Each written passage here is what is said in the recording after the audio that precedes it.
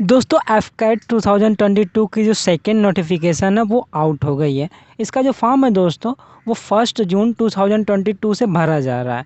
दोस्तों इस एग्ज़ाम के थ्रू आप इंडियन एयरफोर्स में पायलट बनते हैं। दोस्तों इस वीडियो में हम लोग बात करेंगे इसको फॉर्म को फिल करने के लिए क्या क्या एलिजिबिलिटी चाहिए, कौन कौन इस फॉर्म को फिल कर सकता है, मेल एंड फीमेल कैंडिडेट दोनों एलिजिबल हैं कि नहीं, इसके लिए एज लिमिट क्या चाहिए, फिर एजुकेशनल क्वालिफिकेशन क्या होता है। उसके बाद हम लोग देखेंगे इसका सिलेक्शन प्रोसीजर क्या होता है, एग्ज़ाम पैटर्न क्या होता है, सिलेबस क्या होता है। उसके बाद हम लोग देखेंगे ट्रेनिंग एंड सैलरी, इसके बारे में पूरी जानकारी लेंगे। तो हेलो दोस्तों, this is Akash Kumar, welcome to the Gyan Wala and without wasting any time let's begin.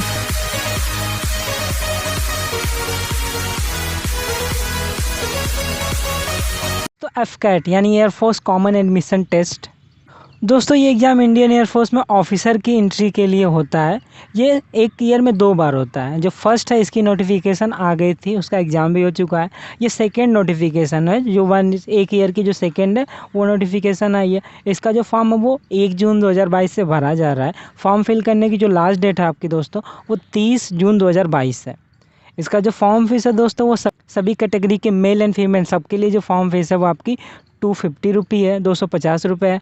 And जो एनसीसी कैंडिडेट जो एनसीसी एंट्री के लिए अप्लाई कर रहे हैं, मेटियोलॉजी एंट्री के लिए अप्लाई कर रहे हैं, उनके लिए जो फॉर्म फीस है वो 0 रुपये है। अब बात करें इस फॉर्म को अप्लाई करने के लिए क्या क्या एलिजिबिलिटी चाहिए, तो सबसे पहले हम लोग देख लेते हैं नेशनलिटी। तो आप इंडियन सिटीजन होने चाहिए एंड मेल एंड फीमेल दोनों कैंडिडेट इसके लिए एलिजिबल हैं। जो फीमेल कैंडिडेट है वो शॉर्ट सर्विस कमीशन यानी एसएससी के लिए एलिजिबल है। जो मेल कैंडिडेट हैं वो दोनों के लिए एलिजिबल है, वो permanent commission and short service commission दोनों के लिए एलिजिबल है।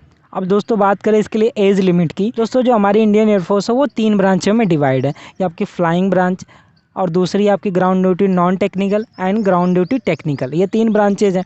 तो तीनों के लिए जो एफकैट है एग्जाम तीनों के लिए होता है।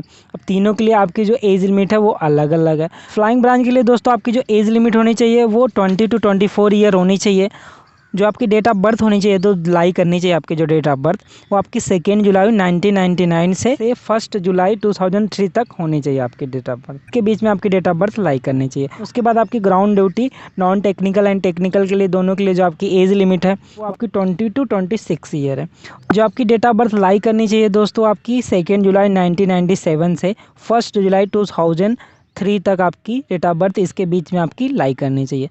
और दोस्तों अगर आप फ्लाइंग ब्रांच के लिए अप्लाई करना चाहते हैं और आपके पास करंट कमर्शियल पायलट लाइसेंस जो आपका सीपीएल होता है, जो डीसीजीए के द्वारा आपका मिलता है, वो आपके पास है, तो आपको फ्लाइंग ब्रांच में अप्लाई करने के लिए 2 ईयर का रिलैक्सेशन मिल जाता है। जो आपकी एज हो जाती है उसके बाद 20 to 26 ईयर हो जाती है। अब दोस्तों इसके लिए एजुकेशनल क्वालिफिकेशन की बात करें तो जो आपकी एजुकेशनल क्वालिफिकेशन है वो डिपेंड करेगी कि आप किस ब्रांच के लिए अप्लाई कर रहे हैं। जो तीनों ब्रांच होती हैं उसमें से सब डिवाइड किया गया अलग अलग ब्रांच के, तो आप जिसके लिए अप्लाई करेंगे उसके लिए आपकी एजुकेशनल क्वालिफिकेशन उसके लिए होनी चाहिए। जैसे मान लीजिए आप फ्लाइंग ब्रांच के लिए अप्लाई कर रहे हैं, तो फ्लाइंग ब्रांच के लिए जो आपकी एजुकेशनल क्वालिफिकेशन है आपके पास बैचलर डिग्री होनी चाहिए एंड आपके 12th में फिजिक्स एंड मैथमेटिक्स ये सब्जेक्ट होने चाहिए। और अगर आपके 12th में फिजिक्स एंड मैथमेटिक्स नहीं है तो आपकी जो बैचलर डिग्री है वो आपकी बैचलर ऑफ इंजीनियरिंग होनी चाहिए या बैचलर ऑफ टेक्नोलॉजी होनी चाहिए। और दोस्तों अगर आप ग्राउंड ड्यूटी टेक्निकल के लिए अप्लाई कर रहे हैं और उसमें जो सब डिवीज़न आपका एरोनॉटिक्स इंजीनियरिंग इलेक्ट्रॉनिक्स के लिए अप्लाई कर रहे हैं, आपके 10+2 में मिनिमम 60% मार्क होने चाहिए और आपकी फिजिक्स एंड मैथमेटिक्स से आपका 4 ईयर का ग्रेजुएशन होना चाहिए। अगर ये नहीं है आपके पास तो इंटीग्रेटेड पीजी डिग्री आपकी इंजीनियरिंग में होनी चाहिए या आपकी बैचलर ऑफ टेक्नोलॉजी की डिग्री आपके पास होनी चाहिए। और अगर आप एरोनॉटिक्स इंजीनियरिंग मैकेनिकल ब्रांच के लिए अप्लाई कर रहे हैं तो आपके 12th में मिनिमम 60% मार्क आपके मैथ एंड फिजिक्स दोनों सब्जेक्ट में आपके 12th में होने चाहिए और साथ में आपके 4 ईयर की इंजीनियरिंग की डिग्री होनी चाहिए या आपकी बैचलर ऑफ टेक्नोलॉजी की डिग्री होनी चाहिए, आपके पास इंडस्ट्रियल इंजीनियरिंग होनी चाहिए या एरोनॉटिक्स इंजीनियरिंग होनी चाहिए। और दोस्तों अगर आप ग्राउंड ड्यूटी नॉन टेक्निकल के लिए अप्लाई कर रहे हैं तो उसमें जो आपके सब डिवीज़न है, जैसे आप एडमिनिस्ट्रेशन एंड लॉजिस्टिक इसके लिए अप्लाई कर रहे हैं तो आपके पास किसी भी स्ट्रीम से बैचलर डिग्री होनी चाहिए जिसमें आपके मिनिमम 60% मार्क होने चाहिए। उसके बाद अगर आप अकाउंट्स के लिए अप्लाई कर रहे हैं तो आपकी बैचलर डिग्री जो होनी चाहिए वो बीकॉम में होनी चाहिए जिसमें आपके मिनिमम 60% मार्क होने चाहिए। दोस्तों अगर आपके पास एनसीसी का सी सर्टिफिकेट है तब भी आप इसके लिए एलिजिबल हैं। एफकैट एग्ज़ाम में आप अप्लाई कर सकते हैं। आपको फ्लाइंग ब्रांच के लिए आप एलिजिबल हैं, उसमें अप्लाई कर सकते हैं और आप शॉर्ट सर्विस कमीशन के लिए एलिजिबल होंगे। अब दोस्तों इसके selection procedure, exam pattern and syllabus की बात कर लें तो इसके सिलेक्शन प्रोसीजर में सबसे पहले आपका रिटन टेस्ट होगा। दोस्तों जो आपका रिटन टेस्ट होता है वो आपका flying branch and ground duty non technical, यानी जो आप ब्रांच अप्लाई करेंगे दोनों ब्रांच में से आप कोई एक चूज करते हैं तो आपको वो टेस्ट आपका अलग होगा, और अगर आप ग्राउंड ड्यूटी टेक्निकल को चूज करते हैं तो आपका टेस्ट अलग होगा। जो आपका flying branch and ground duty non technical के लिए जो टेस्ट होगा उसमें जो आपके क्वेश्चन होंगे वो इंग्लिश के क्वेश्चन होंगे, जनरल अवेयरनेस के क्वेश्चन होंगे, आपका न्यूमेरिकल एबिलिटी के क्वेश्चन होंगे, reasoning and military aptitude test के क्वेश्चन होंगे। ये टोटल मिला के जो सेक्शन ये आपके होंगे इसके 100 क्वेश्चन होंगे। टोटल आपके 300 मार्क के होंगे, और जो आपकी टाइमिंग दी जाएगी इसके लिए 2 आवर्स दिए जाएंगे। और अगर आप ग्राउंड ड्यूटी टेक्निकल को चूज करते हैं तो आपका जो टेस्ट होगा उसे EKT बोला जाता है, यानी इंजीनियरिंग नॉलेज टेस्ट। इसमें जो आपके क्वेश्चन होते हैं दोस्तों वो आपको मैकेनिकल से क्वेश्चन पूछे जाते हैं, कंप्यूटर साइंस के क्वेश्चन पूछे जाते हैं, इलेक्ट्रॉनिक्स एंड इलेक्ट्रिकल के क्वेश्चन आपके पूछे जाते हैं, जो आपके टोटल 50 क्वेश्चन होते हैं। इन तीनों सेक्शन से आपके 50 क्वेश्चन होते हैं, 45 मिनट आपको दिए जाते हैं, और जो आपके मार्क टोटल होते हैं 150 मार्क के होते हैं।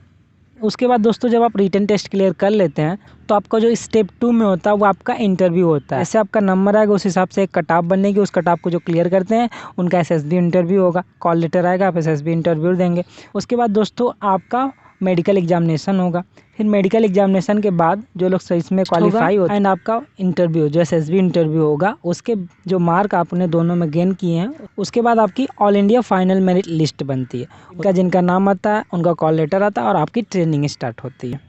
दोस्तों जो आपकी ट्रेनिंग होती है वो आपकी flying branch and ground duty technical के जो आपकी ट्रेनिंग होती है वो 74 वीक की होती है, एंड आपकी ग्राउंड ड्यूटी नॉन टेक्निकल के लिए जो ट्रेनिंग होती है वो 52 वीक की होती है। अब दोस्तों लास्ट में हम लोग इसकी सैलरी की बात कर लें तो जो आपको सैलरी मिलती है जब आप ट्रेनिंग में रहेंगे तो ट्रेनिंग के समय जो आपकी जो सैलरी होती है वो आपकी 56,100 रुपये आपका स्टिपेंड दिया जाता है, वो मंथली आपको पर मंथ मिलता है। उसके बाद जब आप ट्रेनिंग कंप्लीट कर लेते हैं दोस्तों तो आपका जो सैलरी होता है उसका जो पे स्केल है वो 56,100 से लेके 1,77,500 तक का आपका पे स्केल है। साथ में आपका MSP है, अलाउंसेज है, आपका MSP जो होता है वो 15,500 अलाउंसेज, ऐसे सब कुछ ऐड करेंगे तो आपकी जो सैलरी आती है वो 1.5 लाख से 2 लाख तक की आपकी सैलरी आती है, जो आपको ट्रेनिंग के बाद आपकी ज्वाइनिंग के समय आपको मिलती है पर मंथ दोस्तों। तो दोस्तों ये रही जानकारी आपको FCAT के बारे में। आप फॉर्म फिल करके जल्दी एग्जाम देके अपनी ड्रीम जॉब निकालिए और जाके इंडियन एयरफोर्स में सर्व करिए। दोस्तों उम्मीद है आपको वीडियो अच्छा लगा होगा। वीडियो अच्छा लगा तो लाइक करें, एंड ऐसा ही और भी डिफेंस एंड गवर्नमेंट एग्जाम से रिलेटेड एंड नॉलेज से रिलेटेड वीडियोज़ के लिए चैनल को सब्सक्राइब करें। जय हिंद दोस्तों, मिलते हैं अगली वीडियो में।